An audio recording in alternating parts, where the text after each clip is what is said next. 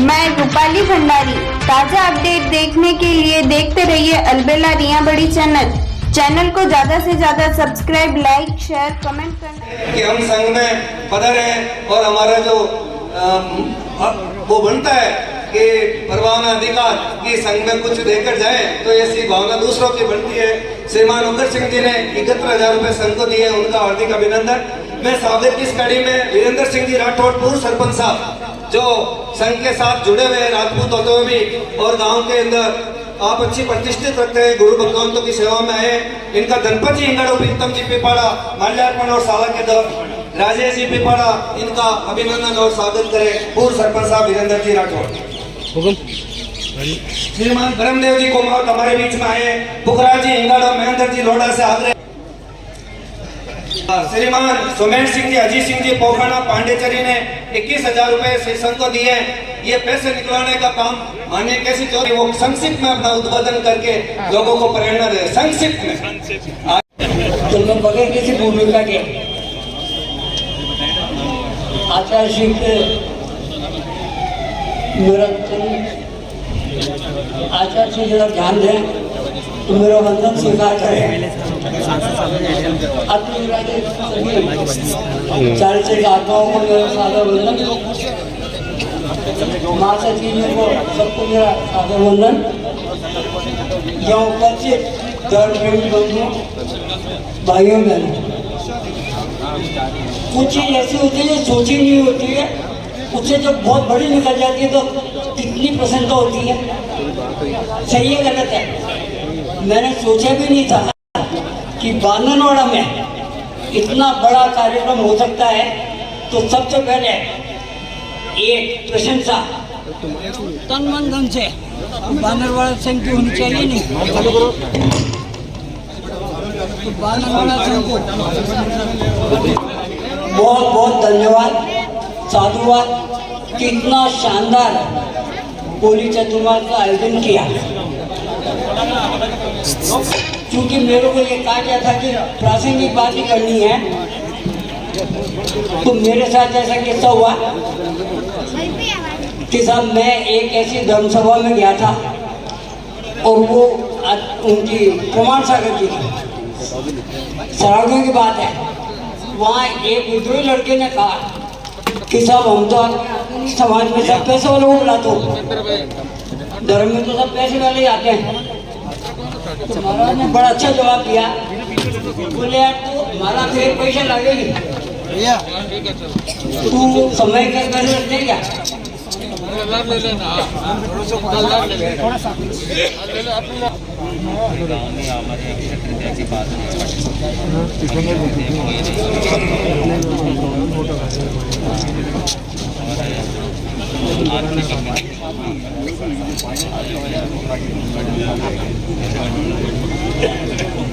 मैं मेरे ही गांव के मेरे अजय बागरा जी एक बार डे भी लोग राम राम तो कर मुझे मालूम आप बढ़ी गया। हार्दिक हार्दिक स्वागत है। हमारे संघ की रीढ़ की हड्डी से ये बने हुए हैं।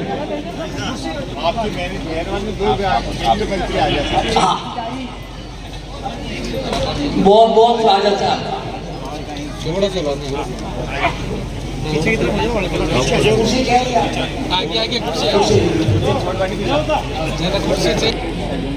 हमारे भाई उपराजी पाड़िया साहब हैं। मैं एक किस्सा भागीरथ जी का बता रहा था कि किशनगढ़ में जब मैं पैदा हुआ, मेरे पिताजी पैदा हुए, उन हवेलियों को, हम तो कांग्रेस परिवार से पैदा हुए, मगर उन हवेलियों को इनकी सेवा भारती को हमने दान की। तो ये वहाँ बोले एक छोटा सा मोहल्ला, चंडालियों का मोहल्ला था छोटा सा, बोले इस छोटे से मोहल्ले में दो MLA पैदा कर दिए। यहाँ के भाषण चीज मेरे को याद थी। मैं मेरी बात को आप प्रमाण सागर जी को वहाँ बता रहा था कि एक लड़के ने कहा कि साहब धर्म में तो पैसे लगते हैं, पैसे वालों की धर्म है, बुजुर्ग लड़के होते हैं। तो महाराज ने कहा, बोले यार तू हमारा पैसा लागे नहीं, तू समय कर पैसे लगते हैं क्या? तू प्रतिक्रमण कर पैसे लगते हैं क्या? तू पूजा कर, तू कुछ भी कर, कोई पैसे नहीं लगते हैं। ये नौकर में बोलता जा पैसे लगेंगे, नहीं लगेंगे। उन्होंने कहा लेकिन ऐसे बड़े आयोजन करोगे तो क्या टेंट वाला फ्री आएगा, बिजली वाला फ्री आएगा? तो वहाँ तो लगेगी। तो मेरा आपसे निवेदन है कि तन मन धन से, खुले मन से इस संघ में जहाँ भी आवश्यकता हो अपनों को आगे बढ़ के मदद करनी चाहिए या नहीं? जो मेरे से सहमत है वो हाथ खड़ा कर दे। अब आप सब सहमत हो चुके हो, आप सब सहमत हो चुके हो। और ये हमारे महेंद्र जी खास इच्छा है कि साहब बहुत आराम करने जाता हूँ, बेटा 2 बजे मुझे खर्ची करना पड़े, क्या करो। तो इनके सारी व्यवस्था करने में अगर अपन सब साथ हो गए तो बहुत बड़ी बात हो। अब रही बांदरवाड़ा संघ की बात, बहुत अच्छी होगी। आज का दिन जो है वो 2 लोगों के लिए विशेष है, 2 जगह के लिए। एक तो चेन्नई के लिए, जो पहली बार इस संघ को कोर्ट कचहरी से मान्यता लेके आया, जहाँ डिवीजन हुआ, सही है नहीं है? तो ये कोर्ट ने आपको मान्यता दे दी तो बात ही खत्म होगी। दूसरा, चतुर्मास कराने के लिए भीलवाड़ा संघ को जितना भी धन्यवाद दिया जाए, खुलेगा नहीं खुलेगा मुझे नहीं पता, वो आचार्य का प्रिविलेज है, वो उनकी बात है। मैं भीलवाड़ा से कितने 10 बजे आ गए, 10 तो बहुत बड़ी बात है। और भीलवाड़ा ने झंडे गाड़ दिए, इसमें कोई दो राय नहीं। आगे अभी भी जो कार्यक्रम हुए बुधवाड़ा में, मैंने कार्यक्रम देखा, सब आचार्य जी की जन्म जयंती थी। हमारे यहाँ 150-200 लोगों से ज़्यादा नहीं आते थे। पहली बार मैंने देखा ऐसे गांव किसागंज के पास में जहाँ पुखराज जी पाड़िया का खास इन्फ्लुएंस था, कम से कम 2,500 लोग आए हम आचार्य जी की जन्म जयंती आए हैं। बहुत बड़ी चीज़ है। ऐसे होली चतुर्मासी में भी अपने कितने लोग आते हैं, 200-300, इससे ज़्यादा नहीं आते हैं। आज देख लो, गिन लो कितने हैं। तो सब रिकॉर्ड टूट रहे हैं। और ये पुनवानी टीम की है, आचार्य जी है। पन्ना गुरु का आशीर्वाद इन पे चल रहा है, सोन गुरु का आशीर्वाद इन पे चल रहा है। तो उनका संरक्षण चैलेंज नहीं किया जा सकता। इसलिए मुझे लगता है कि हमारे जो राष्ट्रीय अध्यक्ष रोज बात ही करते हैं, रमेश जी से, ये कई बार बड़ा विश्वास करते हैं, डॉक्टर साहब चिंता मत करो, काम हो जाएगी। और काम बाकी बहुत अच्छा होता है। तो मुझे चिंता रहती है आज एक बार मैं आज के इस दिन पे, चूँकि समय की मर्यादा है, तो बातें तो आपको बहुत करनी थी, मन की बातें करनी थी, मगर चूँकि ये लोग पधार गए हैं और इनके सुनना आप लोगों, आप तो रोज ही बात करते रहेगा। आज मैं इन्हीं शब्दों के साथ, और ये वयावत फाउंडेशन को अपनों को मजबूत बनाना है। जितना इसको मजबूत बनाएंगे संघ सदैव मजबूत हो जाएगा। और इसमें पहले 2 लाख की मेरी घोषणा है। तो मैं जिन्होंने 1 कर रखी है उनसे कहूँगा 2 मेरे साथ आ जाए। मैं तो पीछे में तो रिटायर्ड आदमी, तो मेरे साथ आ जाओ। इस नानक संघ में शुरू से चल रहे थे। उसके बाद में आचार्य परंपरा कुछ कारणों से, बहुत 100-200 साल पहले की बात है, कुछ कारणों से रोक दी गई थी। प्रवर्तक परंपरा हमारे यहाँ चली। पूज्य प्रवर्तक गुरुदेव श्री पन्नालाल जी महाराज साहब, पूज्य श्री छोटमल जी महाराज साहब, पूज्य श्री कुंदनमल जी महाराज साहब, पूज्य श्री सोहनलाल जी महाराज साहब भी उस वक्त प्रवर्तक पद पर विराजमान थे। समय के साथ चक्र चलता रहा और ऐसा महसूस होने लगा कि इस नानक संघ में भी जो 6 आचार्य की परंपरा थी उसको और आगे बढ़ाया जाए। लेकिन उस वक्त भी प्रवर्तक पूज्य श्री सोहनलाल जी महाराज साहब उस वक्त सबसे बड़े थे। अब उनकी घोषणा कौन करे?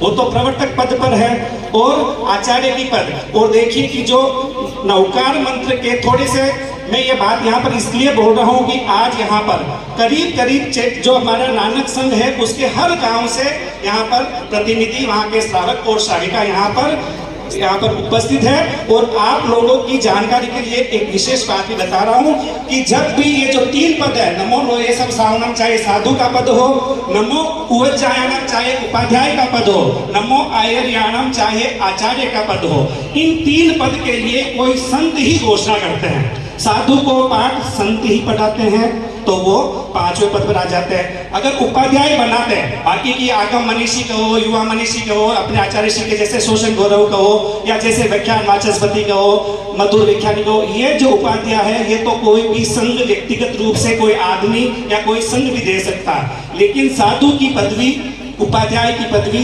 और आचार्य की पदवी ये सिर्फ साधु ही दे सकते हैं। तो हमारे इस संघ में जब प्रवर्तक श्री सोहनलाल जी महाराज साहब विद्यमान थे, तब आचार्य श्री हस्तीमल जी महाराज साहब को ऐसा महसूस हुआ कि इस, क्योंकि मैत्री संबंध वर्षों से उनका, रत्नचंद जी आचार्य से ही उनका और अपनी प्राज्ञ परंपरा का मैत्री संबंध था, तो हस्तीमल जी महाराज साहब ने इशारा करवाया कि सोहनलाल जी महाराज साहब आचार्य पद के उपयुक्त है और उन्हें अभी प्रवर्तक नहीं, उन्हें आचार्य का पद देना चाहिए। तो उनकी अनुशंसा से हमने यहाँ पर हमारे संघ में उस वक्त जो भीम सिंह जी संचेती वगैरह, मुझे मालूम नहीं है नाम ज्यादा, उन्होंने आचार्य की परंपरा शुरू की और आचार्य श्री सोहनलाल जी महाराज साहब को घोषित किया।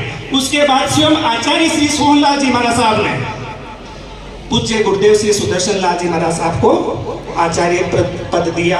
तो मेरे कहने का मतलब यही है कि जो भी पद दिया जाता है कोई संघ विशेष से, कोई व्यक्ति विशेष या 4 जन मिलकर किसी को भी आचार्य का पद दे दे, गच्छाधिपति का पद दे दे, संघ प्रमुख का पद दे दे, तो वो न तो मान्य होता है और न वो अध्यात्म के जो हमारे जो आगम है उसके अनुरूप वो पद होता ही नहीं है। इसलिए आज मैं यहाँ पर चतुर्विध संघ की अनुमति से ये कहना चाह रहा हूँ कि हमारे मारवाड़ की जो भी अन्य परंपराएं हैं, चाहे साधु मार्गी हो, दत्त संघ हो, जयमल संघ हो, शमन संघ हो, उनके भी श्रावक और श्राविका यहाँ पर उपस्थित है।